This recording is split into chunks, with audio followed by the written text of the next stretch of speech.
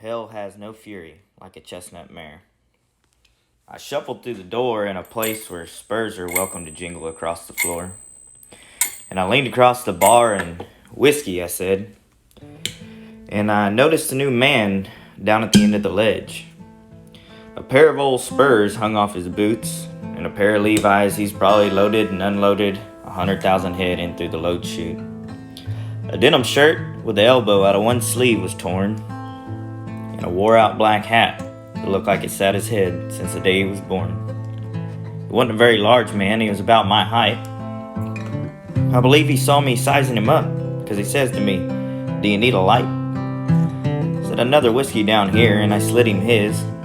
He twirled his mustache before taking a sip and said, "Thanks, I guess." I stepped down to him and he looks to be about 60. But in conversation I find out he's only 43.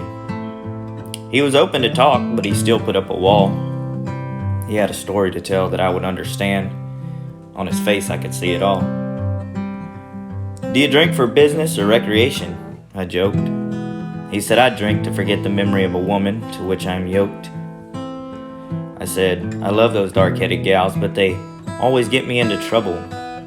When the first bit of a smile, he said back to me, "Well, mine was a sorrow, and the ending isn't so subtle." And that was the point where the story began to unfold. And this is how it was told. I worked down on the Shape Ranch just outside of Carrizo Springs. The brush was so thick I don't know how we ever found a damn thing. There was a canyon on the south side of the place, a spur off the Rio. It took up a lot of space. Sam's Canyon is what we called it. In remembrance of an old friend, it's where he'd come and sit. We went out to gather, and I seen her that first day, June 16th. I'll never forget that in any way. A beautiful filly, coming for I suppose. I'd have never swung a loop had I known the troubles that arose. We ease down and she trots away from the herd, and she looks back and says, "Come get me." Well, I know what I heard. She's nimble and quick, but she can't outrun my stick. But she did.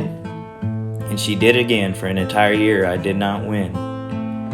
Every time, down in Sam's Canyon, she'd trot away from the herd and it's on again. My dreams of green pastures and good using horses turned into nightmares of storms, uncontrollable forces. I wanted this damn horse, she outgunned me every time. And the drunker I would get, I convinced myself she was committing a crime. Every fall I'd miss her by inches. One spring she crossed up my horse and I went down, winding up with stitches. I got further and further down the hole, and whiskey made me want her blood. I needed this bronc's soul. 4.5 years went by since the first day I saw her. I was glancing up on the rim while my horse was drinking water, and who better to look over the edge than the chestnut mare? And I ease off, not wanting to scare her. I find an easy path up the side. Up on top, I shag out a loop, get a deep seat, preparing to ride. She sees me, she knows me, she's got her head up high. "Come on," she says to me, "let's see you try." And we're off, ducking through the brush, and the ice in my veins was sending me back into that rush. I lose her for a second, and here she comes back across. I swing my loop, knowing I can't say I missed again, can't say that I've lost. But I do, and I'm late, as my Honda hits her withers, and lays out on the ground like a snake when it slithers. As I'm gathering my twine, she spins around on me right on a dime. She runs by me, and my left hand runs down her neck. Had she been any closer, it would have been a wreck. But I touched her, she's real. I haven't been chasing a ghost. I got close to the single living thing I ever hated the most. She glances to the side as we run to see if I'm still there. But don't you worry, Mare. Then there's a patch of loose rocks. She stumbles. This is my shot. I throw fast, and my rope's at the end of my knot. She turns and faces me with her legs stuck out. She knows she's caught. With fire in my eyes and every bit of hate in my heart, I'm going to finish what I set out to start. I cleared leather with my rifle, put one in the chamber. I'll not miss this. I'll be sharp as those rangers. I placed the foresight right between her eyes and squeezed the trigger. She rears up till her legs give out when she dies.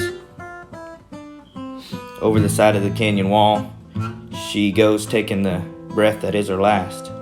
But she's going to teach me a lesson about tying on hard and fast. Her weight over the side jerks my horse to the ground. I could hear my shoulder break as I hit. I'll never forget that sound.